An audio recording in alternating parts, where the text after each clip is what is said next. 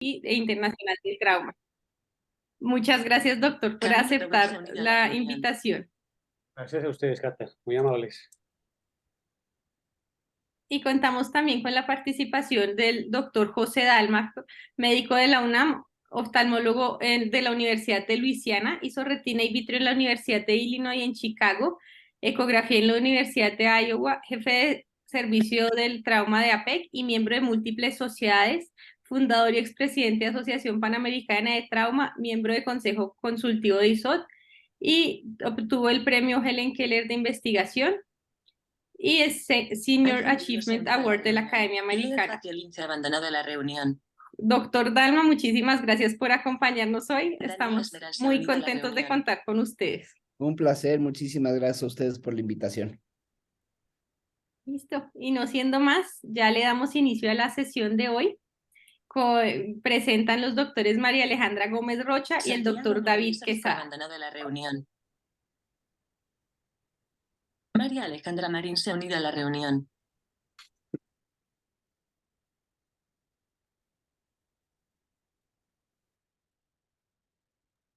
Y no siendo más, damos inicio a la sesión de hoy. Espero que sea muy provechosa y esperemos que todos puedan participar por acá.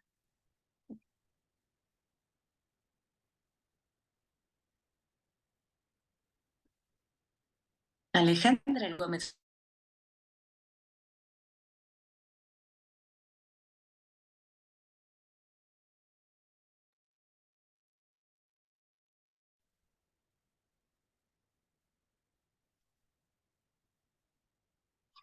Bueno, buenas noches a todos.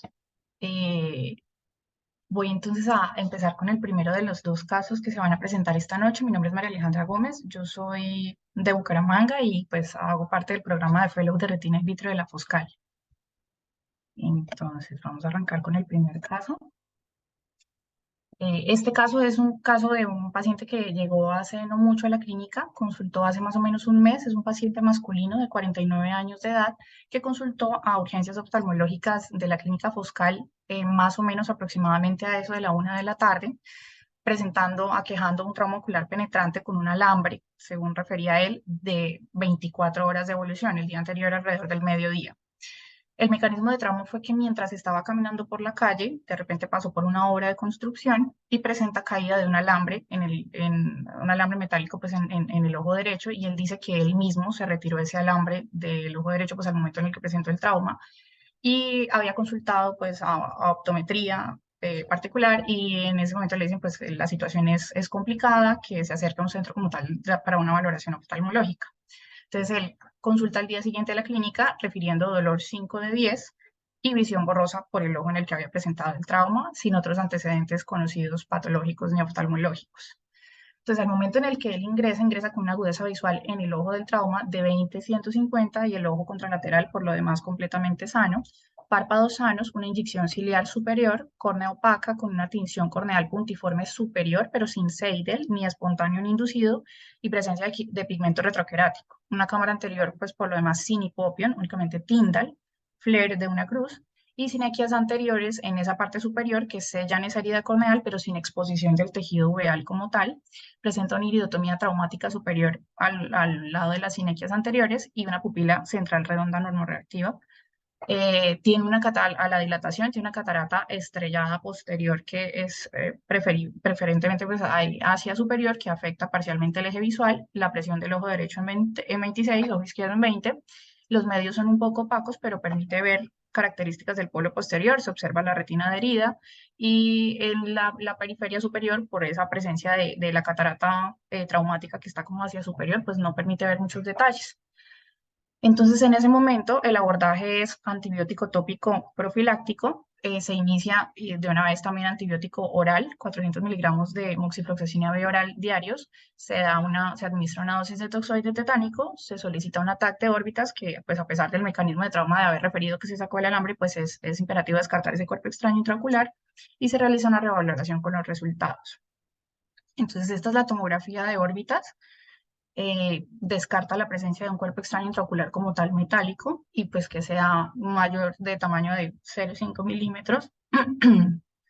y se revalora entonces ese mismo día en horas de la noche con el resultado de la tomografía. Entonces esta es una fotografía del segmento anterior en horas de la noche. Fíjense ustedes que en esa fotografía podemos ver que en el transcurso de ese tiempo ha empezado a desarrollar una membrana inflamatoria en cámara anterior, pero todavía no tenemos signos de que exista nada más. Entonces en ese momento el Servicio de Oftalmología General decide observar el cuadro y revalorar al día siguiente.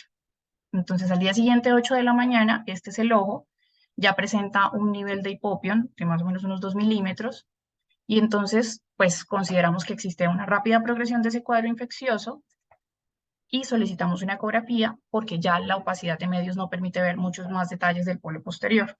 Entonces, en la ecografía se encuentra ya como tal una cavidad vítrea pues formada con ecos móviles que sugieren ya la presencia como tal de inflamación en la cavidad vítrea.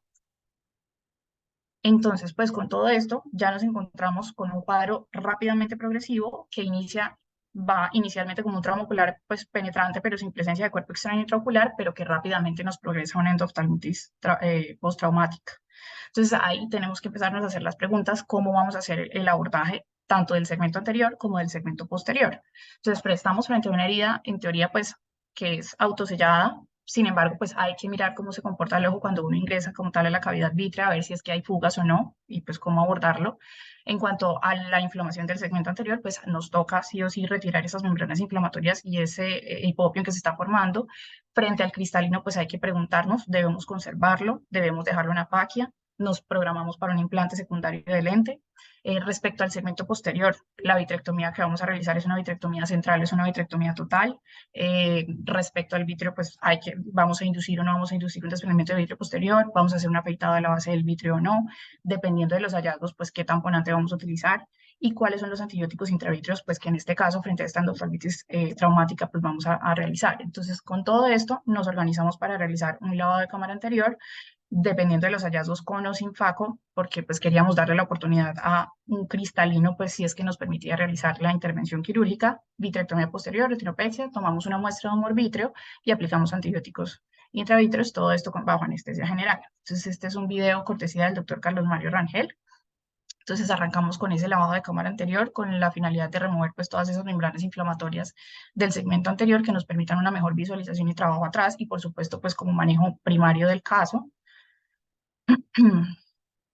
Y nos disponemos entonces a darle la oportunidad de qué tanto nos permite ese cristalino trabajar, pero pues esta es la visualización que tenemos una vez ingresamos a la cavidad vítrea. Entonces, a pesar de que intentamos o pues digamos que permitimos pues realizar esa vitrectomía con el cristalino, pues definitivamente no es posible porque es el cristalino lo que está generando la opacidad y no la vitreitis que hay en ese momento. Entonces nos disponemos pues a realizar a esa lensectomía. Pero fíjense ustedes que igual la visualización definitivamente pues tampoco es buena. Entonces nos toca desepitelizar esa córnea, cambiando bastante pues ya la situación ahí del segmento posterior.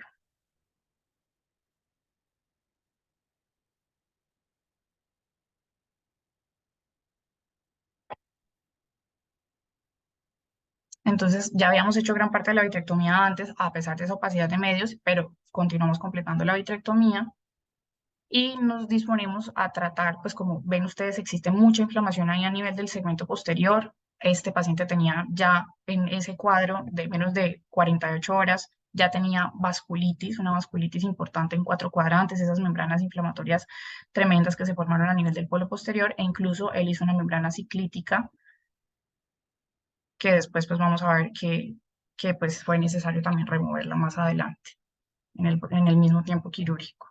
Entonces inducimos nuestro DBP, en lo posible pues tratamos de hacer ese afeitado de la base del vítreo porque estaba pues lleno de membranas inflamatorias, sin embargo como tal no encontramos áreas como tal de necrosis, sino vasculitis y áreas de hipoperfusión, pero no como tal áreas de necrosis.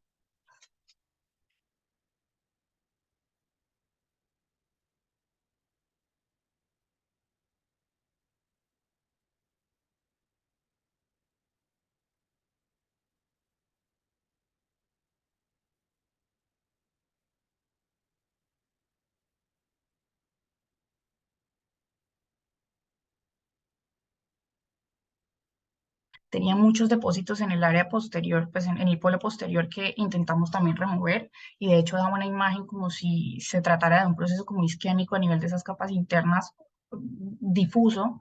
Entonces tratamos de removerlas, pero pues hasta donde se nos permitió se realizó el procedimiento. Ahí estamos removiendo esos restos capsulares que quedaron y parte de esa membrana ciclítica que ya se estaba formando. Y terminamos de remover también pues esos restos capsulares. Este paciente afortunadamente no presentaba rupturas ni presentaba pues otras lesiones que supusieran que utilizáramos un agente tamponante diferente al aire, entonces procedimos a realizar un intercambio con aire y después de esto aplicamos los antibióticos intravítreos. Nosotros institucionalmente utilizamos por el protocolo que manejamos en la clínica vancomicina intravítrea y moxifloxacina intravítreas. Y de esa manera pues finaliza ese tiempo quirúrgico. Entonces, que frente a qué hallazgos intraoperatorios nos encontramos, catarata traumática, una membrana ciclítica en 360 grados, que suponen pues riesgo de que en el posoperatorio pues este paciente nos haga hipotensión, que efectivamente pues fue el caso, unos exudados preretinianos en el área macular, la impresión diagnóstica de una isquemia foveal y hemorragias intrarretinianas y vasculitis en 360 grados con un cuadro de no más de 48 horas de evolución. Entonces, el aislamiento encontramos muy alta reacción leucocitaria y se aisló un estafilococo caprae, que es un germen pues, saprofítico como tal que se encuentra también en la superficie de la piel, meticilino resistente, pero sensible a moxifloxacina. Y el cuadro, como lo abordamos entonces, es realizamos la intervención. Ese paciente por todos esos hallazgos intraoperatorios y por la rápida progresión del cuadro y pues porque nos estábamos organizando también en este caso para realizar unas inyecciones intravítreas por horario cada 48 horas hasta conseguir respuesta, nosotros hospitalizamos al paciente y le dimos un tratamiento antibiótico endovenoso por 7 días de vancomicina endovenosa, ceftriaxona, para lograr mejor perfusión pues, a nivel del tejido coroideo y pues, de todos esos hallazgos vasculíticos que teníamos. Inyecciones intravítreas, en el caso de él, realizamos, además de las dosis que se utiliza, de la primera dosis de la primera intervención, fueron otras 3 dosis más de antibióticos intravítreos y con eso se le dio alta con mejoría del cuadro. Y esto es una fotografía, un mosaico de fotografías del polo posterior y de la periferia hacia esa periferia que vemos inferotemporal en el día 24. Entonces, este paciente durante un periodo nos hizo desprendimientos coroideos, que estas líneas que vemos acá de marcación en el cuadrante inferotemporal, en la periferia inferotemporal, pues corresponden ya como tal, vamos a ver más adelante, a unos pliegues retinianos, consecuencia de esos desprendimientos coroideos que había presentado. En este momento la agudeza visual de ese paciente está, pues él está en afaquia y la agudeza visual con corrección está en 20/60 y el ojo izquierdo está en 20/20. Este es el OCT, también en el día 24, fíjense ustedes pues que el cuadro es relativamente reciente, pero podemos ver que las capas externas aparentemente se ven bien. Y como consecuencia de esos procesos vasculíticos que veíamos documentados pues, en el video quirúrgico, vemos también pues, que existe un adelgazamiento y como atrofia de esas capas internas de la retina que se corresponde con ese proceso vasculítico que nos hizo el paciente. Sin embargo, en general, la capa de fibras nerviosas se mantiene en 360 grados, pero el complejo de células ganglionares pues sí tiene un poquito más de afectación. Ahora viene la pregunta, en el caso de este paciente, de la rehabilitación visual, que es algo que nosotros pues cada vez que nos encontramos frente a un trauma pues tenemos que ir pensando en qué momento pues dependiendo del pronóstico que tengamos en estos pacientes, cuándo es el momento oportuno de realizar una rehabilitación visual. Entonces estamos hablando de que hay dos grandes corrientes, una de las intervenciones o los manejos tempranos, sin embargo hay que tener en cuenta en esos casos pues que estamos frente a un cuadro caliente que tiene mayor riesgo de sinequias y de inflamación y en cuyo caso pues el cálculo del lente es un cálculo que nosotros muchas veces lo tenemos que realizar con el ojo contralateral. Sin embargo, pues está la ventaja de que hay reducción en costos y reducción pues en los tiempos quirúrgicos que realizamos en esos casos. Y en los casos tardíos, pues ya tenemos un cuadro más en frío que permite un mejor planeamiento, pues más orientado o más enfocado o con más clara visualización de cómo es ese pronóstico visual de esos pacientes. Nos va a permitir en el caso de que hayamos realizado pues suturas, el retiro de las suturas corneales para mejores cálculos, pero tenemos el problema en los casos de la población pediátrica, que pues hay que tener en cuenta que estos pacientes pues se ambliopizan y que supone también un mayor riesgo de estrabismo, entonces pues hay esas corrientes. En general, la literatura apoya más o menos unos tiempos, cuando apoyan las corrientes de tiempos tardíos, más o menos en unos 3 meses Entonces, pues en ese caso nos encontramos en esta situación con este paciente. Entonces, como conclusiones, definitivamente nunca hay que subestimar un trauma ocular penetrante. Fíjense que esto empezó únicamente como un trauma ocular con un alambre que aparentemente sin retención de ningún cuerpo extraño intraocular, pero que rápidamente nos progresó a una endoftalmitis postraumática. Y hay que tener en cuenta que la incidencia de endoftalmitis secundaria pues a trauma ocular abierto es mucho mayor que, por supuesto, cirugías, y que el retraso de más de 24 horas en el cierre primario en los casos de los pacientes, en este caso pues era una herida autosellada, pero si hubiéramos tenido, por ejemplo, exposición de tejido veal pues, un trauma abierto sin que tenga pues una herida autosellada, el riesgo aumenta 4 veces más en casos de no hacer un manejo primario en menos de esas 48, en menos de esas primeras 24 horas. Y ahora existe la pregunta respecto al uso de los antibióticos o sistémicos o intracamerales o intravítreos para prevenir endoftalmitis en trauma oculares penetrantes. Entonces, pues también ahí hay un poquito de debate. Hay muchos estudios que apoyan el uso de antibióticos profilácticos en los casos de pacientes que hay que definir cuáles son esos pacientes que tienen un alto riesgo de desarrollar endoftalmitis postraumáticas y en estos casos manejar el uso con antibióticos bien sea intracamerales o intravítreos.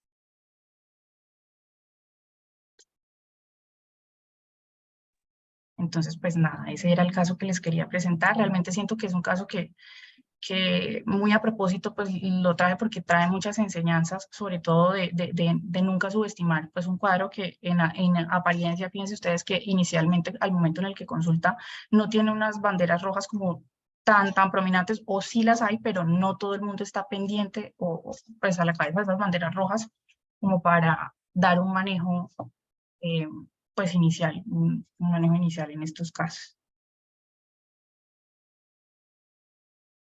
Ok, felicitaciones, estuvo muy chévere el caso. No sé si el doctor Ocampo, el doctor Dalma tengan alguna duda, alguna sugerencia. Sí, pero le doy la palabra primero a Pepe, primero el mayor rango y después yo hablo. Quieres verme meter la pata, ¿verdad? Hombre, Muchas gracias, está padrísimo el caso, muy bien documentado y todo. Hay muchas cosas que no, digamos, yo lo hubiera hecho un poco diferente, pero esto es cosa de criterios y no es cosa de que haya, como en muchas cosas de trauma, ¿no? No hay evidencia de que una forma funcione mejor que la otra. Nada más yo tengo algunas cosas un poco diferentes, las hago un poco diferentes. Primero, no estoy totalmente de acuerdo con el diagnóstico de que este paciente no tenía la endoftalmitis desde que llegó.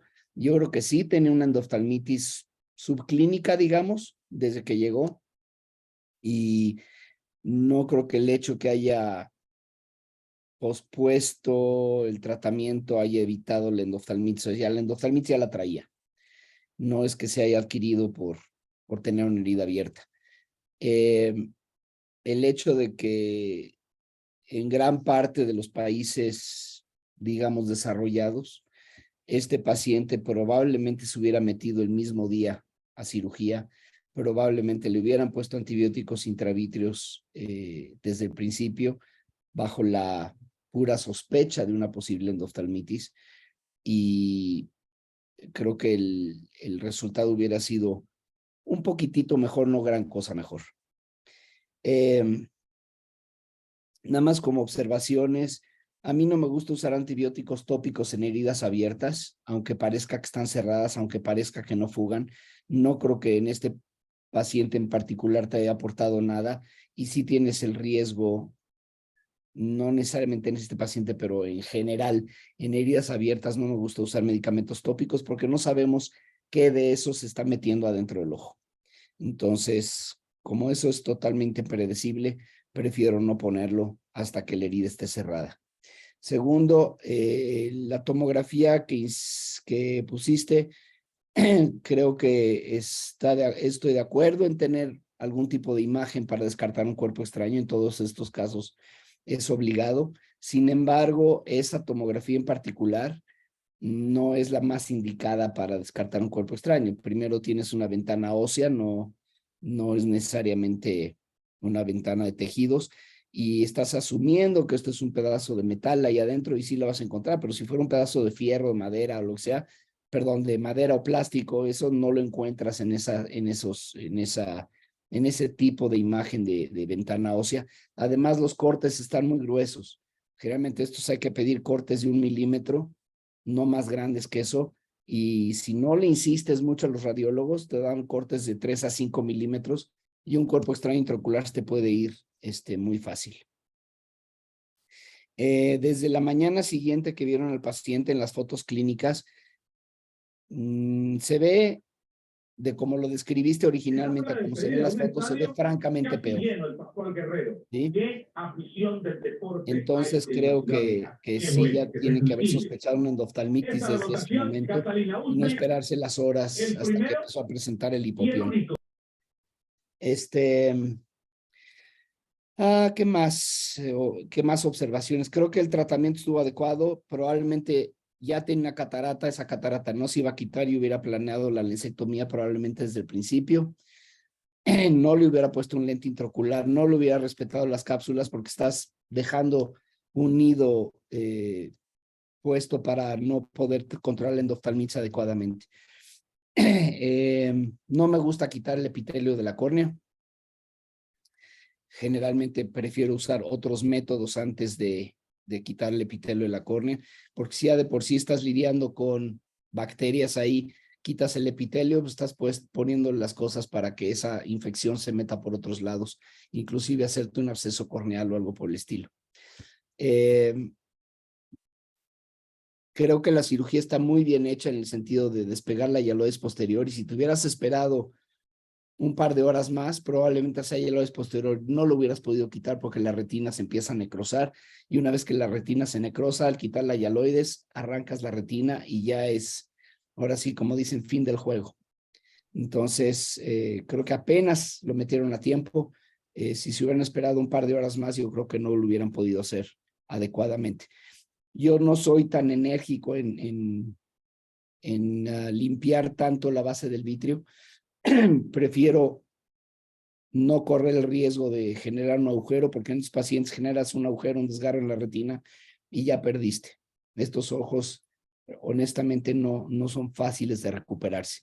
Entonces, prefiero no arriesgarme. Creo que es muy importante quitar la hialoides posterior, pero, por ejemplo, ir a quitar los pequeños depósitos que tenían pegados a la mácula, ir a cepillar eso, a menos de que la retina esté en condiciones bastante buenas, no me metería a hacerlo. Creo que es demasiado riesgoso.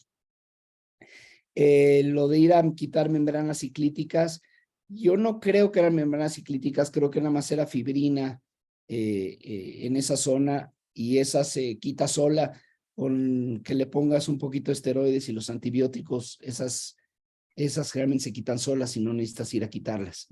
La hipotensión no creo que haya sido por eso, y yo creo que la hipotensión fue por la inflamación tan severa que tenía. Yo generalmente en una cuadra haciendo oftalmitis meto los antibióticos ya diluidos en la solución de irrigación. No los pongo al final porque ahí sí no depende. Acuérdense que estamos usando antibióticos intravitreos que pueden ser muy tóxicos en diluciones equivocadas, digamos. Y entonces prefiero saber qué le estoy dejando ahí y no llenar el ojo de aire y ponerle una dosis de antibiótico que no sé exactamente cómo va a estar diluida. ¿Qué más? Creo que los tengo que felicitar, es un resultado muy bueno. Y en cuanto a cuándo poner el lente intraocular, si todo está estable después de 3 meses, yo lo haría, pero igual le ofrecería yo ponerle un lente de contacto. Ahí sí depende mucho de qué puede hacer el paciente, de a qué se dedica, etcétera. Pero lente de contacto sigue siendo una excelente opción en estos pacientes y no tenemos por qué insistir a fuerzas en poner un lente intraocular. Te toca, Hugo. Bueno, gracias, Pepe. Bueno, primero que todo, Aleja, un caso muy bonito, muy ilustrativo, muchas cosas que voy a comentar acá, muchas de las cuales tengo coincidencia con Pepe, otras tengo algunas divergencias, y eso es lo bonito de trauma. Voy a empezar diciendo que yo, cuando estaba en Univalle, tenía una clase que le daba a los estudiantes cada 15 días, que cada rotaban, que se llama Perlas para dormir tranquilos. Una de esas perlas tenía un título que decía, hay dos cosas en las cuales uno tiene que desconfiar en la vida. De quien le echa flores todo el tiempo, excepto que sea la mamá. Y segunda, heridas por alambre. Las heridas por alambre, y lo mostraste muy bien, es el caso característico que ocurre en un ojo. Los alambres entran, inoculan y salen rápidamente, pero hacen el daño, que puede ser un daño físico por la herida de córnea, puede pasar por zónula y no hacer catarata a veces, la mayoría de las veces se hace catarata, infiltran el vítreo, tocan retina, la pueden rasgar y salen. Independiente del daño que hagan, siempre los alambres son contaminados e infiltran el vítreo. Es decir, esos pacientes hacen endoftalmitis de muy rápida evolución, en términos de horas, como ustedes se dieron cuenta que pasó acá. Entonces, la enseñanza que yo le dejo a los estudiantes y a los residentes con las heridas con alambre es, herida con alambre es igual a vitrectomía agresiva inmediata. Entre más pequeña sea la herida, mayor riesgo tenemos de una contaminación agresiva. Y ustedes lo observaron allí. Coincido con Pepe en evitar gotear un ojo abierto. La única gota que yo insisto que se debería poner un tramo abierto es la gota para dilatar la pupila en el momento del examen, pero los antibióticos, cualquier otro tipo de medicamento tiene preservativos, usualmente, bueno, ya están viniendo cada vez más libres de preservantes, pero estos preservativos o las concentraciones de los antibióticos están diseñadas para el segmento anterior. Pueden ser tóxicas para la retina si lo vemos repetitivo. Entonces, coincido con Pepe en que poner antibióticos o gotas en un ojo abierto no es una medida prudente, digamos. Observar, pues no, nosotros en la Escuela de Univalle, cuando tenemos un trauma por alambre, lo metemos inmediatamente porque sabemos que rápidamente va a evolucionar a lo que ustedes vieron que tuvo acá. ¿Por qué les pasó posiblemente lo de la mala visualización? Cuando uno tiene estos pacientes con hemorragias vítreas muy severas, con vitreitis severa, con opacidades del vítreo, a veces no es tan fácil entrar con un lente de no contacto. Y lo que nosotros hacemos, yo hago personalmente, es primero entrar con vitrectomía vía clásica, indentando, haciendo indentación y pelando por detrás del cristalino. Y ahora hablo del cristalino para que me deje un poco más de transparencia y ahí sí poder trabajar. Fíjense que ustedes desepitelizaron la córnea, sacaron cristalino y pudieron trabajar. Entonces, si yo tengo un paciente joven me refiero de 50 para abajo, donde el cristalino posiblemente pueda aguantar unos años y el cristalino está intacto, lo trato de preservar al máximo. Soy muy cuidadoso en los pacientes jóvenes, adolescentes, niños, si el cristalino está tocado para preservarlo y se puede preservar. Hay varias cirugías que les puedo compartir y que Denis las ha visto, de niños de 4 años, 5 años con endoftalmitis traumáticas donde el cristalino se puede preservar haciendo una buena indentación, dejando la pieza de mano perpendicular y acercando la retina a la pieza de mano para evitar que al mover la pieza de mano toquemos el cristalino por detrás. Entonces, eso es factible, pero si el cristalino tiene, aunque sea un mínimo toque, o es una persona de 50 para arriba, el cristalino va a estorbar, va a hacer catarata rápidamente y lo que no sirve, que no estorbe. Hay que sacarlo. Y coincido con Pepe en que sacar las cápsulas acá es importante, sobre todo si hay una contaminación muy grande de la cavidad vítrea. Entonces, uno podría intentar arrancar con una vitrectomía clásica cuando no teníamos los lentes, o poníamos lentes de contacto, intentando y limpiando el vítreo anterior y la periferia y ahí sí poder entrar. Yo, a diferencia de Pepe, sí soy muy agresivo en la vitrectomía. Ese sobrenadante de vítreo infectado, contaminado, que queda por encima del polo posterior, en la hialoides posterior, es el que dificulta la oxigenación y el efecto antibiótico. Entonces yo sí procuro sacarlo, despegarlo, y la ventaja que tiene uno es que los pacientes jóvenes inflamados de pronto despega un poquito más fácil. No es fácil, pero hay que tratar de sacarlo y uno lo saca con la técnica del pescador y va con mucha paciencia sacándolo hasta que sale. ¿Qué pasa si se llega a romper la retina? Puede pasar. Yo lo que hago es, me la juego y si se rompe pongo silicón. Si ustedes recuerdan, y creo que ustedes tuvieron una charla con Andrés Lasabe, del efecto positivo del silicón en endoftalmitis aún en retina sin desprenderse. Entonces, si a mí se me rompe una retina en endoftalmitis, yo le pongo silicón y me voy más tranquilo con eso, pero trato de operarlo al máximo. Y también, como lo hicieron ustedes, yo me voy a la base del vítreo y trato de limpiar muy bien el cuerpo ciliar porque hace membranas ciclíticas. Yo tampoco creo que hace una membrana ciclítica por la rápida evolución, tendría que ser algo muy agresivo, pero iba para allá. Entonces, limpiarlo es una medida que me parece que es muy importante. Antibiótico oral versus antibiótico intravenoso, antibiótico intravítreo. Yo también utilizo por escuela, aquí nos enseñaron a utilizar antibióticos en la infusión desde el momento en que hagamos la cirugía. Entonces, el antibiótico va circulando todo el tiempo durante la vitrectomía y eso permite que si tenemos una vitrectomía amplia, agresiva, muy buena, limpiando todas las zonas, quitando la hialoides y con el antibiótico todo el tiempo, la evolución de estos pacientes suele ser muy positiva. Y les dejamos antibiótico oral. Cuando tenemos estas membranas, estas barreras perdidas por la inflamación, sabemos que el antibiótico intravenoso tiene la misma penetración y efecto que el antibiótico oral. Entonces nosotros lo mandamos para la casa con antibiótico oral, ciprofloxacina, 500 cada 8 o cada 2, dependiendo de cómo lo veamos, y lo vemos sí, diariamente mientras pasa la fase álgida de la endoftalmitis. El manejo tópico lo hacemos al principio con esteroide muy poco y antibiótico en grandes cantidades y vamos invirtiendo al quinto, séptimo día la proporción. Vamos aumentando el esteroide en frecuencia, vamos bajando el antibiótico tópico y dejamos el antibiótico por 10 a 14 días para que vaya haciendo el efecto antiinflamatorio y eso le mejora mucho.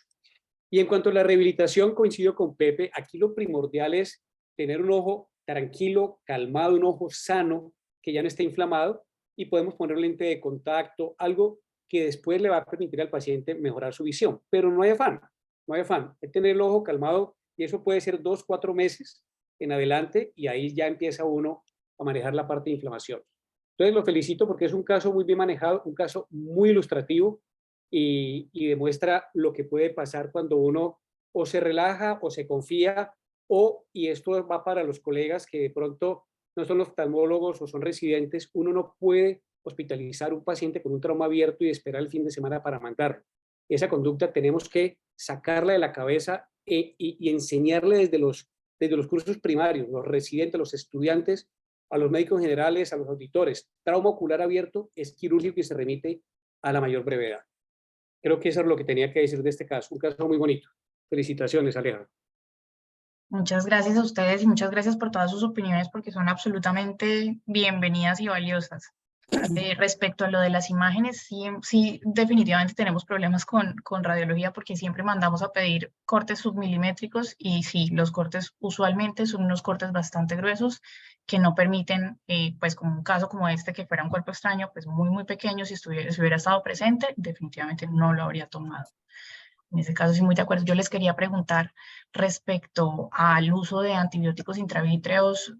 Nosotros acá usualmente lo que hacemos es que en los casos de endoftalmitis ponemos antibióticos intravítreos cada 48 horas.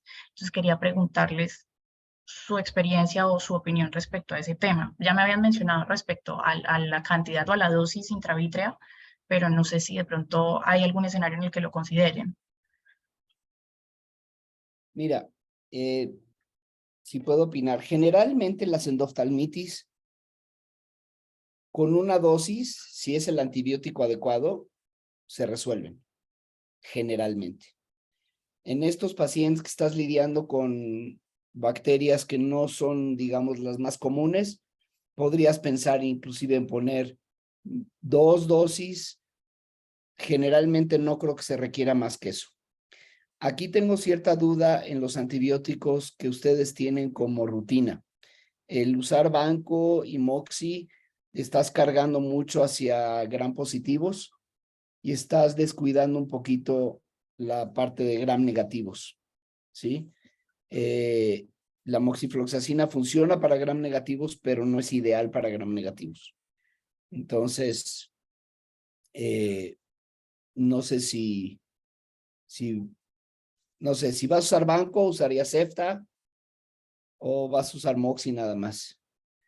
No creo que estás metiendo 2 antibióticos que van hacia las mismas bacterias y estás descuidando otras bacterias. Pero bueno,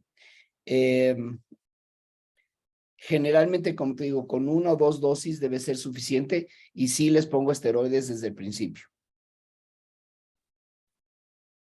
Con respecto al tema del manejo antibiótico intravítreo de la institución, Nosotros tenemos un estudio de endoftalmitis de todo tipo, entre ellas las traumáticas y la sensibilidad y resistencia al manejo típico de vancomicina y ceftazidima. Resultó que la resistencia a la ceftazidima se estaba presentando en casi el 70% de los casos y eran muy sensibles a moxifloxacina, tanto gram positivos como gram negativos. Y es por ese motivo de nuestra data local que tenemos ese protocolo, o sea, es producto de nuestros propios casos que hacemos ese manejo. Está perfecto. Si ustedes tienen los estudios para que lo han hecho, no Exacto. puedo decir nada en contra, pero como principio, a una persona que no tenga esos estudios hechos en su hospital, etcétera, pues creo que es más práctico adecuarse a las normas habituales, ¿no? Lo que ha demostrado tener mayor éxito.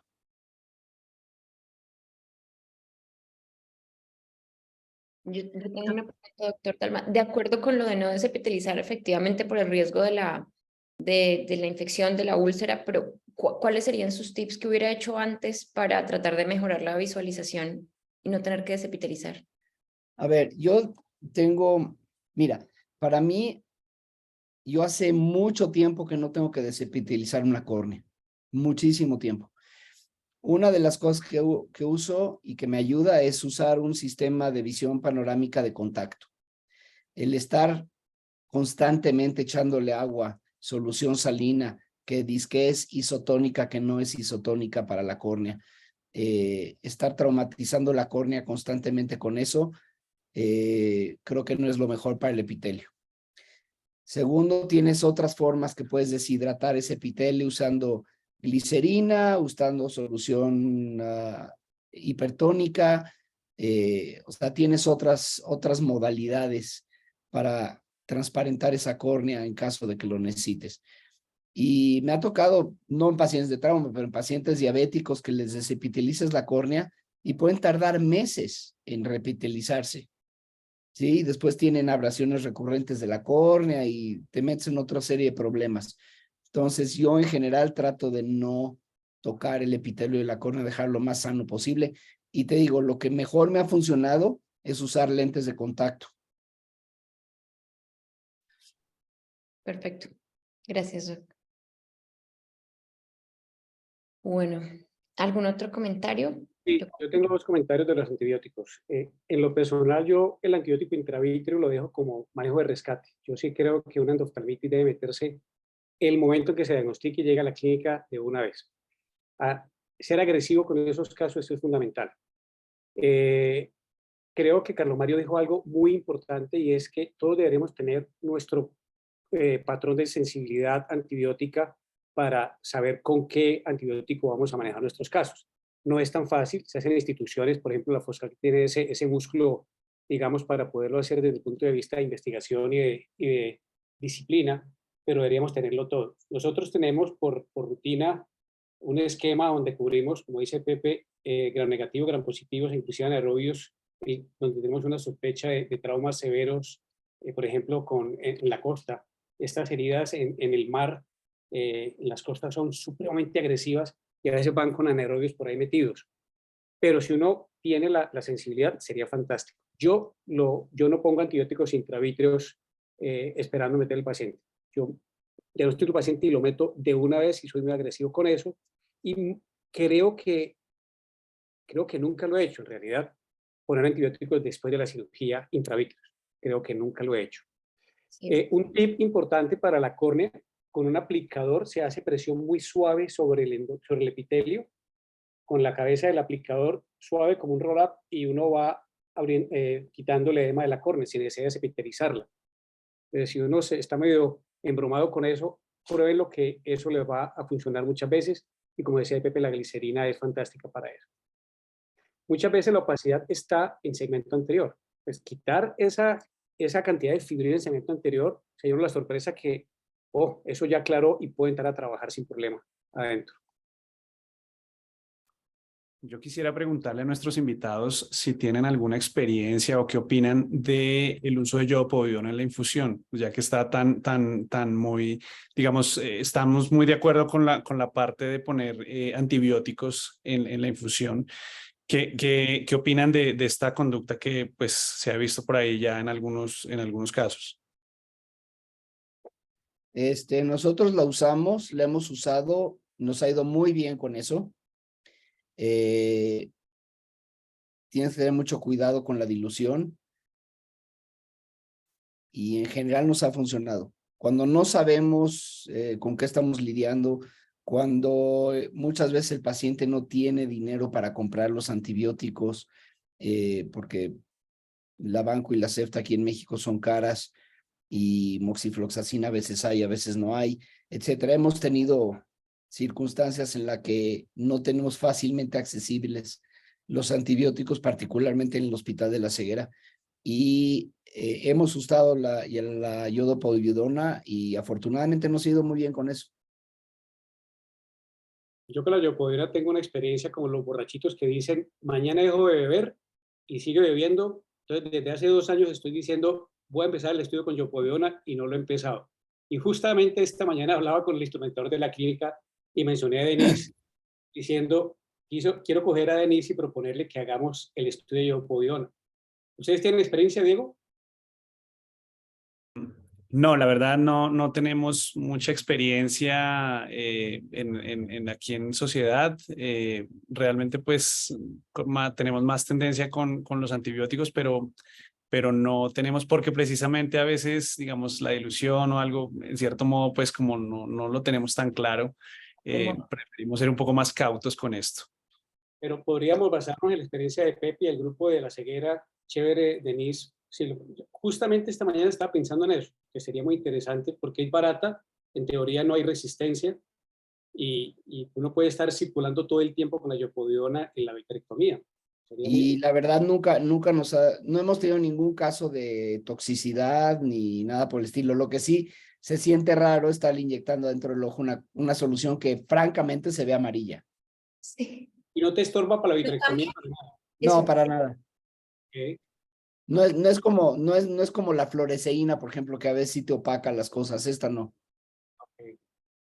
Ok. No impregna, por ejemplo, no tiñe el endotelio, no cambia. Ok. Sí, La preguntando verdad nos ha funcionado muy bien. en el chat. No sé por qué no lo usamos más seguido. ¿En Yo qué creo que nos da miedo la parte médico-legal. Preguntan en el chat, doctor, que en qué concentración la está usando. Ay, no me acuerdo. Creo que es algo así como 1.25 centímetros. No me lo tomen, no me lo sé. Pero Después creo que es algo así como 1.25 centímetros cúbicos en la botella de 500. Y es povidona al 10%. Pero aparte de eso, también pone antibiótico. O cuando pone yodopovidona, solo yodopovidona. Ok. Sí. Ok. Si acaso esteroide. Ok, perfecto. Bueno, no, pues muy bien. Muchas gracias. Gracias, doctor Dalma, doctor Ocampo, y gracias, Aleja, porque de verdad que es muy ilustrativo y esa es la idea que nos permite hacer este tipo de discusiones. Y yo creo que damos paso ahora al doctor David Quesada con su presentación. Hola, sí, buenas noches nuevamente. Voy a compartir pantalla y mientras lo voy haciendo, también tenía la inquietud de la yodopovidona, ya la hicieron. Y la otra pregunta que quería hacer era, ¿qué opinan para el manejo primario? Es decir, antes que lo remitan a un servicio de oftalmología a un paciente con un antecedente de trauma como el que se ha descrito, con moxifloxacina vía oral, 400 miligramos, ¿ganaríamos algo de tiempo? ¿Qué experiencia tienen manejando a los pacientes con este tipo de medicación vía oral? Mira, yo pienso que de aquí a que llegas a concentraciones efectivas, la endoftalmitis ya se presentó. Entonces, creo que hay que usarlo, muchas veces por razones médico-legales, por tratar de estar haciendo algo, pero si va a tener una endoftalmitis, no te la va a evitar. De aquí a que llegas a concentraciones útiles, pasan 3, 4 días, ya la endoftalmitis ya está. Sí, mi pregunta era básicamente en el camino a la referencia, ¿no? O sea, lo diagnostican, digamos, en un centro de salud de atención primaria, lo remiten al oftalmólogo, remitirlo con moxifloxacina bioral, ¿no? Y que llegue el día Por eso siguiente. no está de más darlo, Ok, pero no me confiaría yo que eso me va a evitar un problema. perfecto. Sí, estoy de acuerdo con Pepe, hay que mandarlo y con tu criterio, mandarlo con el antibiótico oral de una vez, informar en la remisión que ya va cubierto con este antibiótico, llámese moxifloxacina o ciprofloxacina. Creo que le va a ayudar, pero claramente el manejo exitoso está en la oportunidad de la cirugía y lo agresivo de la cirugía. Sí, de pronto más que ponerle el antibiótico es pullarlo a consultar rápido, porque miren que este caso fue y el señor esperó hasta el otro día para ir a Foscal. De pronto más bien hubieran dicho, tiene que irse ya para allá, más que empezar el antibiótico. Exactamente. Perfecto, bueno. Se ve mi pantalla, ¿verdad? Sí, señor. Ok, me presento nuevamente. Soy David Quesada de Lima, Perú. Actualmente me desempeño como Fellowship de Retina y Vitrio en la Clínica Oftalmológica del Caribe. Y les traigo este caso para compartirles el día de hoy. Es un paciente que acudió a consulta el año pasado, en noviembre. Se trata de un varón de 19 años que acude por disminución súbita de la dureza visual luego de estar practicando deporte. Refiere que un compañero le golpeó en el avatar del juego con la mano en el ojo derecho. Acude 10 días después porque él esperaba que el problema de visión se solucionara.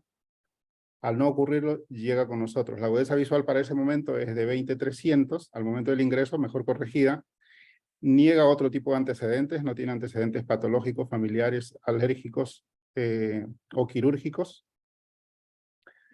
Y esta es la foto al ingreso, es una foto autorizada por el paciente, es el aspecto clínico. Y en el examen de biomicroscopía, el segmento anterior se muestra totalmente normal, la presión en ambos ojos es 14. Y en el examen de fondo de ojo, y bueno, en este caso registrado en una retinografía, lo que podemos ver es una hemorragia a nivel macular. Le realizamos una OCT y vemos que estamos frente a una hemorragia submacular con la agudeza visual ya descrita. Perdón, quiero minimizar esto porque está tapándose parte de la pantalla. Gracias, ahora sí. Se establece el diagnóstico de trauma ocular cerrado, un trauma contuso, una hemorragia submacular en ojo derecho y sospecha de ruptura coloidea como origen de ese sangrado a nivel submacular. La pregunta entonces, ¿ahora qué hacemos? Y revisamos un poquito rápidamente la evidencia y vemos que a través del tiempo han existido diferentes criterios para poder tratar la hemorragia submacular. De hecho, una de las causas es justamente la que nos ocupa en esta noche. Y en este caso tenemos como factor determinante el tiempo, ya que la hemoglobina que está presente en este coágulo va a ejercer, el sangrado va a tener un efecto mecánico. El coágulo sólido va a ejercer un efecto de barrera entre el epitelio pigmentario y los fotorreceptores, la fibrina un efecto de tracción, pero quizá el principal efecto nocivo es el efecto tóxico del hierro y la ferritina que se encuentran en la hemoglobina. Así es que estamos con el tiempo en contra. De hecho, esto fue descrito en 1982 en el estudio experimental de GLAD, en el cual establece como tiempo de inicio del deterioro de los fotorreceptores desde las primeras 24 horas en un estudio experimental induciendo hemorragia submacular en conejos, y que para el 7º día ya describía en este estudio una pérdida total de fotorreceptores. Diferentes estrategias se han desarrollado a través del tiempo, desde la remoción, el desplazamiento neumático, el uso de algunos agentes farmacológicos que nos pueden ayudar, y de hecho hay muchas formas de realizarlo. Por ejemplo, acá una retinectomía para retirar el coágulo submacular. Sin embargo, la evidencia nos dice en una revisión de Cassini del 2019 que de las diferentes formas que se pueden emplear para solucionar este tipo de problemas, el que tiene una mejor efectividad es la realización de vitrectomía más el TPA subretiniano y la colocación de gas SF6. Nosotros entonces decidimos realizar este procedimiento. Usamos este activador del plasminogénito tisular recombinante. Para esto tenemos afortunadamente el medicamento en la institución. Requiere conservarse a temperaturas bajas, entre 2 y 8 grados centígrados. Y para prepararlo, pues tomamos 0,2 ml del RTPA. Y luego se va a combinar o se va a llevar hasta 1 milímetro, completando el volumen con BSS. Y esta dilución vamos a tener una concentración resultante de 2,5 microgramos por ml. Para realizar la inyección nos vamos a asistir con el sistema de control de fluidos viscosos que tiene el equipo Constellation, que es el que manejamos en la institución. No tengo ningún interés comercial con el equipo, ya quisiera tenerlo.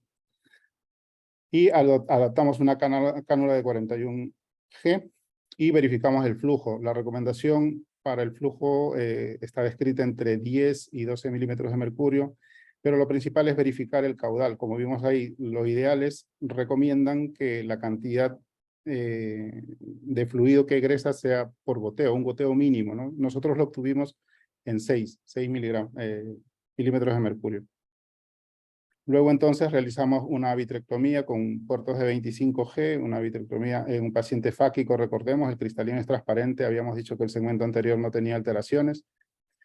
Entonces realizamos una vitrectomía del core asistido por triancinolona. Tratamos de hacer lo más amplio posible esta vitrectomía, hacemos un DBP inducido y realizamos la vitrectomía de la periferia asistidos por indentación para evitar realizar maniobras demasiado horizontales que puedan poner en riesgo la integridad de la cápsula posterior. Luego, asistidos por el sistema comentado, inyectamos el TPA en un volumen de 0,1, en este caso fue suficiente 0,1 ml, y posteriormente, según la técnica descrita por el doctor Mahmoud, inyectamos además un poco de aire. Realizamos intercambio fluido-aire y luego colocamos gas SF6. En el posoperatorio, 20 días después, este es el aspecto en la retinografía color. La tomografía nos muestra la resolución de la hemorragia, ya que ésta se había desplazado hacia inferior. Y en el pequeño recuadro podemos ver la pérdida de la integridad, una solución de continuidad en las capas externas de la retina, específicamente a nivel del EPR, que estaría constituyendo la ruptura o el nivel en el cual se produjo el trauma y el punto de sangrado. Para este tiempo, la agudeza visual del paciente había mejorado a 20/100 y 2 meses después realizamos el scan de tomografía y tenemos este hallazgo y la agudeza visual es de 20/25. Si recapitulamos un poco la evolución, en el preoperatorio tenemos 20/300, a los 20 días 20/100, a los 2 meses después de la cirugía 20/25. El paciente tenía control hace 2 meses. Yo he tenido el contacto directo con él, no vino a su control, consulté con la familia, me dijeron que había viajado a una ciudad del Cesar, está en Agustín de Codací, me refirieron. Pude conversar con él, me dijo que se sentía muy bien y que ya veía cuándo volvía, que incluso estaba viendo mejor que la última vez, fue lo último que supe de él. Igual hemos asignado una cita, esperamos que pueda asistir en un mes, que dice que es cuando regresa a Barranquilla.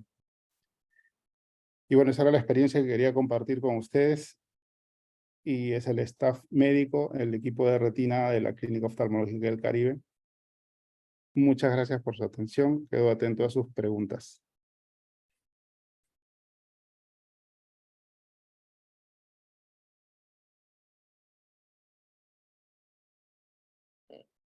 Súper, David, muchísimas gracias. Buenísimo. No, de una. Le damos paso al doctor Ocampo y al doctor Dalma porque aquí tenemos mucho que discutir. Le toca al doctor Ocampo empezar. Ok. Bueno, lo primero, felicitar un caso súper bonito, muy bonito el caso. Y esto ilustra algo que ha sido como una línea gris en trauma y es el trauma contuso. Muchas veces cuando hablamos de trauma ocular, la gente piensa en el ojo abierto, pues así con el cristalino afuera y la retina medio asomada.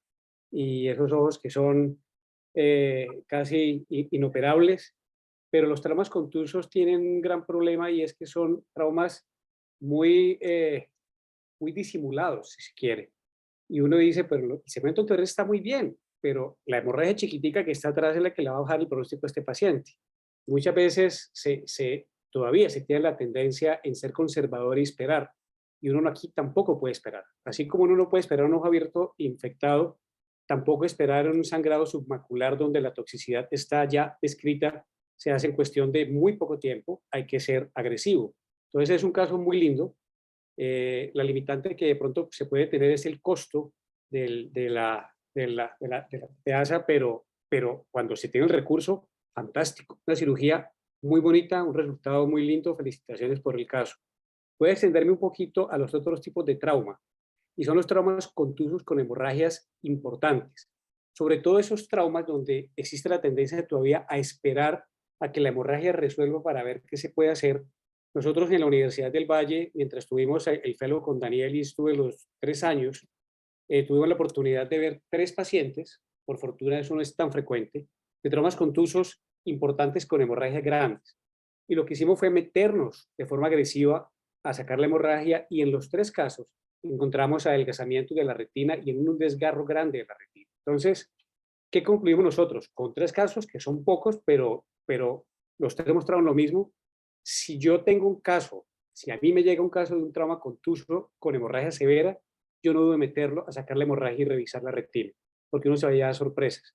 Y la evidencia muestra, o la experiencia de cada uno, posiblemente si hace memoria, esos casos cuando la hemorragia resuelve, uno ve que los pronósticos visuales no son tan buenos como quisiera, y algunos terminan con recubrimiento de retina, porque son esos desgarros que quedan debajo de las hemorragias que terminan traccionando la misma sangre y bajan el pronóstico.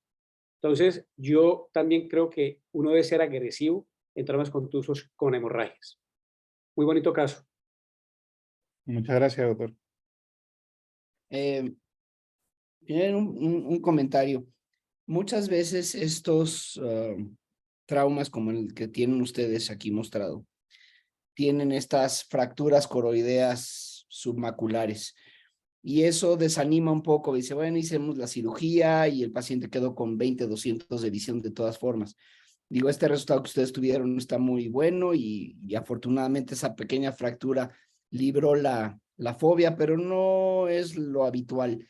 Generalmente, de alguna forma, estas fracturas frecuentemente afectan la fobia. Y no hay que desanimarse en este sentido. Yo no creo que la agudeza visual final sea una buena medida del resultado final. Muchas veces el tamaño del escotoma que queda es diferente. O sea, tenemos un trabajo donde se demostró que el tamaño del escotoma resultante no depende tanto de la fractura, sino de dónde estaba la sangre. Y la sangre sí deja una huella, entonces creo que sí es importante quitarla. Hay muchos mecanismos y todos han demostrado, en una serie se demuestra una cosa, en otra serie se demuestra otra. Hay gente que pone el TPA solo en vítreo, por ejemplo. Eso ha demostrado que funciona, a veces se inyecta submacular. Nosotros frecuentemente no tenemos acceso al TPA y nada más les ponemos una burbuja de gas y los ponemos semi boca abajo y con eso se mueve la hemorragia lo suficiente como para librar los fotorreceptores. Entonces, cualquiera de estos métodos funciona. Creo que hay que probar lo que se necesite para quitar esa sangre, pero creo que sí es importante quitar esa sangre. El tamaño del escotoma es diferente y sí mejora la calidad de vida si podemos quitar esa sangre. Yes. Yo tengo una pregunta. Nosotros tampoco tenemos experiencia con TPA, tampoco tenemos el acceso fácil en la clínica, pero bueno, este señor ya consultó cuando llevaba varios días. ¿Qué riesgo habría de poner el TPA temprano en este caso que es traumático de que sangrara nuevamente, o sea, que sangrara por la ruptura coroidea? ¿Es algo, no? ¿Descabellado? No. De verdad nunca he visto que eso pase de nuevo. Digo, no he visto muchísimos pacientes con TPA y generalmente se prueba después de 4 o 5 días que está ahí el TPA, pero nunca he visto una hemorragia, una fractura coroidea que vuelva a sangrar, ¿sí? Si pues se presentan sangrado después, generalmente es porque tiene una membrana neovascular, otra razón, pero nunca he visto una membrana, una fractura coroidea que vuelva a sangrar espontáneamente. Ok. Gracias, doctor. Pues no, David, muy bien, muy interesante, muchas gracias. Y sin planearlo tuvimos lo que dice el doctor Ocampo, los dos espectros, el trauma penetrante con endoftalmitis y el trauma contuso. Y acá está preguntando el doctor Gutiérrez, ¿qué manejo hacen en instituciones donde no hay disponibilidad del TPA? Digo, como nosotros lo hacemos, es nada más inyectar una burbuja de aire o de gas, ¿sí? Y funciona. No necesitas necesariamente el TPA. ¿Te facilita, te mueve un poquito más la sangre? Sí, pero no es necesario. Ahí sí, entre más temprano mejor, ¿no? Claramente. Sí. También se ha escrito antiangiogénico, ¿no? No sé pues, hasta qué punto serviría, pero está escrito. Eso no Tiene, pues, sí, le veo razón de hacerlo. tiene fundamento, sí. Creo que hay un comentario que alguien quiere comentar algo. Melvin, doctor Gutiérrez. Hola, ¿cómo están? Quería agregar, ¿me escuchan? Sí, señor. Claro que sí. Quería agregar que en este caso, pues, la razón en específico de usar el TPA, o sea, tenemos la facilidad de usarlo, pero no es solamente por eso, sino porque ya habían pasado 11 días. El coágulo y la fibrina que había ahí, había que retirarla y con solamente la burbuja de gas no iba a ser posible desplazarlo. Si ese paciente hubiese llegado el mismo día o el segundo día, probablemente solamente con una neumática hubiésemos podido desplazar ese coágulo. También quería comentar que, por ejemplo, en lo que tiene que ver con la mejoría de la visión de este paciente, si ven el progreso de la OCT, es interesante cómo las capas externas se reconstruyen, o sea, se ven en los OCT que al principio se habían perdido y luego otra vez se reforma esa parte. Yo creo que eso ayudó a que la visión volviera, además de que, claro, la ruptura no está en el área foveal, por suerte del paciente, no tiene que ver nada con el retinólogo como tal. Entonces, por esa razón fue que decidimos utilizar TPA en este caso.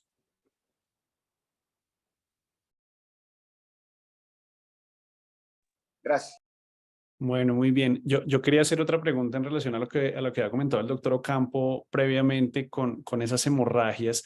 Normalmente, digamos, se dice que a veces estas hemorragias, en el caso pues de hemorragias vítreas en trauma contuso, se puede esperar de pronto unos días a que se induzca una especie de DVP para tener una vitrectomía, digamos, un poco más fácil. Ustedes lo hacen, entran de una, a veces, no sé, alguna vez tuve un caso y me costó bastante trabajo diferenciar, o sea, estaba con el coágulo muy denso y no es como tan claro el límite donde empieza la retina, entonces a veces sí puede ser un poquito difícil y si uno no tiene mucho cuidado hasta se lleva la retina pues haciéndolo en la periferia. No sé qué comentarios nos puedan dar al respecto. Bueno, el primero es, y yo no sé si Pepe cree lo mismo o piensa lo mismo, este cuento que cuando hay que se debe esperar para que induzca el DVP, eso es un mito más dañino que cualquier otra cosa. El DVP no se induce naturalmente después de un trauma ni una hemorragia. Lo que hace al contrario es traccionar la retina y empeorar la evolución. Por eso es que nosotros pensamos que la vitrectomía primaria agresiva en un solo acto es lo más conveniente. Esperar cuando la gente entra, después de 2 o 3 semanas, el DVP no se suelta así mágicamente, sino que arrastra con lo que tenga. Entonces, yo por lo menos prefiero entrar y ser más agresivo en la vitrectomía. Sí existe el riesgo, y yo creo que eso es parte de curva de aprendizaje, y cómo lo minimizan el riesgo, haciendo una vitrectomía central al principio, yéndose muy suave y buscando un plano. Es decir, el gran problema es irse a buscar en la retina periférica intentando sin ver dónde está realmente la retina. Si yo no veo retina, yo lo que hago es comer el vítreo, aspiro suave, veo que se mueve, empiezo a comer suave, aspiro hasta que veo un plano de retina y con ese plano me voy. Y me voy suave, suave. Pueden ser vitrectomías muy largas, pero son seguras. El punto está en no ir a comer a ciegas, porque como bien lo decís, uno puede tener aquí la sangre y debajo está la retina. Se comió la sangre y se comió la retina sin darse cuenta. Entonces yo sí aspiro hasta que veo plano de retina y ya me voy yendo. Pero yo sí creo que hay que ser agresivo para sacar esa sangre, sobre todo cuando es tan abundante y tan oscura, porque uno asume que hay una herida, esas sangres oscuras, uno asume que hay una herida grande que viene de coroides y hay una ruptura. Y como te digo, en los 3 casos encontramos lesión de retina.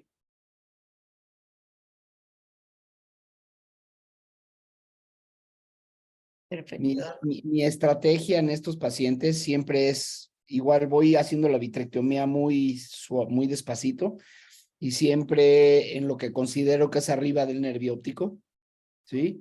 Es donde menos chance tienes de encontrarte la retina de repente. Voy haciendo así como un túnel hasta el nervio óptico. Una vez que veo el nervio óptico, ya puedo ver mi plano, ya puedo ver dónde está la retina, etcétera. Y me voy desde el nervio óptico hacia la periferia limpiando la sangre. Es como lo hago. Y si ahí puedo despegar la hialoides, mejor todavía. Perfecto. Bueno, no, muy bien, súper. Muchísimas gracias. Gracias, David, por el caso. Muy buen caso. Y aquí hoy tenemos un plus que es una sorpresa final y es unos pequeños comentarios del doctor Dalma sobre la queratoprostesis. Yo creo que podemos hacer una charlita rápida.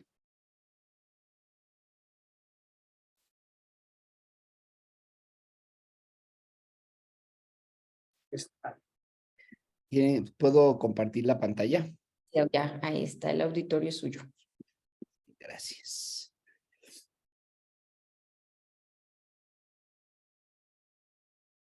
Bueno, el doctor Peñaranda me pidió que les diera una plática de alguno de los temas y por alguna razón le gusta el tema de la queratoprótesis temporal, así es que es el que me pidió dar.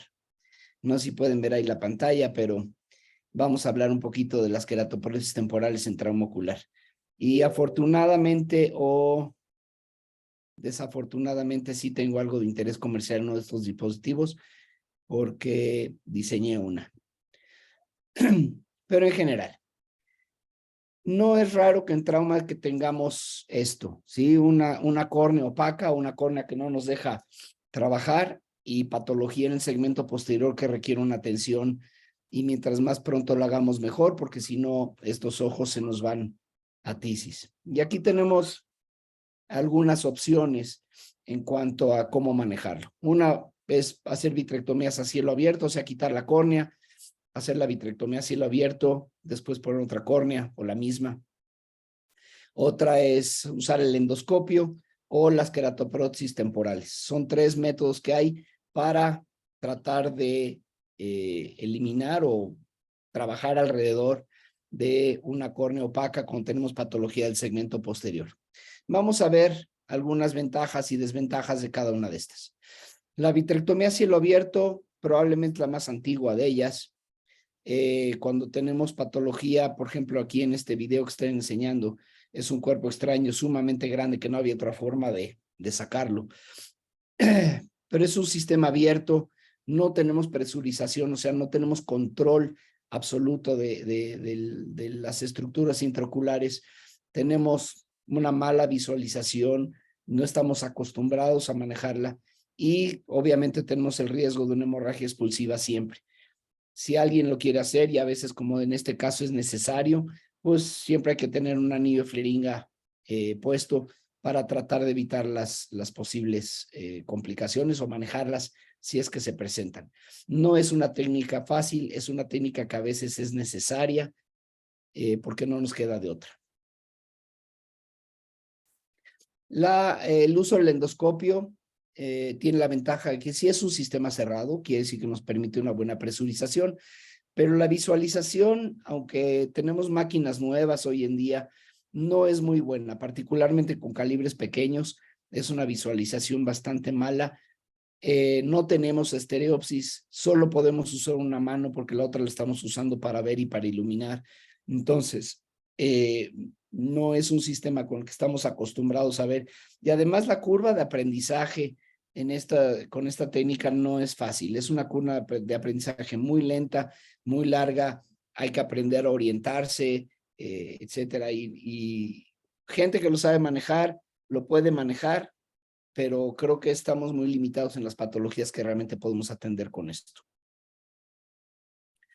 Y la otra son las queratoprotesis temporales, que probablemente creo que es lo que más se usa. Desde 1981 que el doctor Landers diseñó esta queratoprotesis que se atornillaba sobre la córnea. Después el doctor Landers junto con el doctor Folk cambiaron el diseño dramáticamente y básicamente es el diseño que con ciertas variantes es lo que se sigue usando a la fecha. Esto sí nos permite tener un sistema cerrado con buena presurización, una visualización bastante aceptable, bastante buena, permite estereopsis, permite el uso de las dos manos y es una cirugía que en general funciona bastante bien. Desgraciadamente es una cirugía muy prolongada porque hay que manejar la córnea al mismo tiempo, o sea, hay que quitar la córnea, poner la prótesis, hacerlo de atrás, quitar la prótesis, poner la córnea. Y el campo visual, por lo menos con las queratoprótesis originales, era bastante restringido. Estábamos básicamente limitados a el polo posterior y moviendo el ojo podíamos ver más o menos hasta Ecuador, pero hasta ahí no podíamos hacer más. Perdón. Hace 20 años hicimos una serie de estos pacientes en el hospital, en la PEC, donde vimos los 50 pacientes anteriores que les habíamos hecho queratoprótesis. Generalmente era por trauma y veíamos que teníamos una incidencia altísima de desprendimiento de retina recidivantes.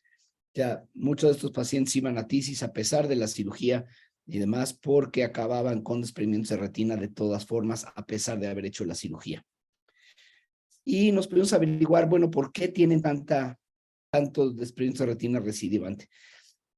Y probablemente el campo de visual tan restringido de estas queratoprótesis no nos permitía ver adecuadamente la patología periférica. Acuérdense que estamos hablando del año 2000, o sea, los sistemas de visión panorámica no estaban muy en boga todavía, y menos para estos pacientes.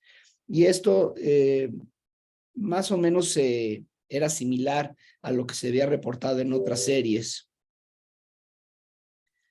Bueno, aquí les enseño una cirugía de las que hacíamos entonces.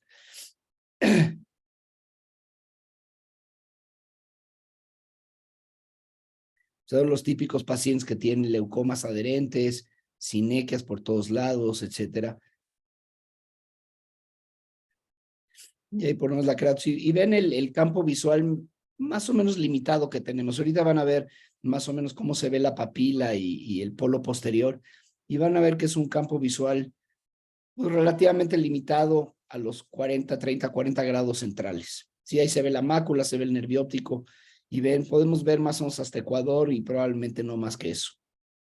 Entonces nos estamos perdiendo mucha de la patología periférica causal de muchos de estos problemas. Aparte tenemos falla del tejido corneal en un 75% porque estábamos usando mucho silicón. Como dije, desprendimientos de retina y vitorretinopatías proliferativas. Aparte, glaucoma o hipotensión en gran parte de estos pacientes. No son cirugías que tienen un pronóstico fácil. Aquí tienen otra serie del doctor García Venezuela del 99, o sea, un año es que nuestra serie. Igual tenían una incidencia muy alta de desprendimiento de retina recidivante. Y ven, en las series posteriores, ese porcentaje baja notoriamente. ¿Y por qué baja? Porque es cuando empezamos a usar los sistemas de visión panorámica. O sea, tenemos mejor manejo de la periferia de la retina y probablemente mejor manejo de la patología responsable de los desprendimientos de retina. Y creo que es la razón que baja la incidencia. Aparte que nos estábamos viendo mucho más agresivos en la cirugía, como ya mencionó el doctor Ocampo, tenemos mejor instrumentación, calibres más pequeños, o sea, la tecnología mejoró muchísimo en ese campo. Entonces, por tal razón, me di a la tarea de diseñar una queratoprótesis basada en el diseño de Landers Folk, pero modificándola de tal forma que optimizo la parte de visión panorámica. Y eso lo hacemos básicamente metiendo una convexidad en la cara posterior de la queratoprótesis. La cara anterior de la queratoprótesis no la podemos manejar gran cosa, no la podemos modificar gran cosa, porque es donde se apoyan los lentes precorneales, etcétera, pero la cara posterior sí le podemos agregar una graduación positiva de tal forma de ampliar el campo de visión.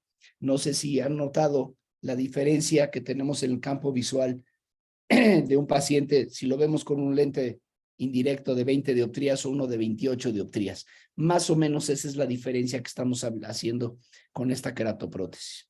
Entonces, permite la visualización tanto del vitro anterior como posterior, nos permite trabajar con lentes de contacto de visión panorámica, ya sea de contacto o aéreos, nos permite el uso de un anillo precorneal para poder sostener el lente precorneal, si ese es el sistema que vamos a usar. Es suficientemente bajita que podemos usarlo en pacientes fáquicos, llenando la cámara de viscoelástico. Entonces, es una queratoprótesis que es una modificación de la de Landers Folk, pero optimizando la parte de visión panorámica. Entonces aquí les presento un video usando esta queratoprótesis. Igual un paciente con glaucoma adherente, etcétera. Ya sabes, son los pacientes que siempre nos tocan.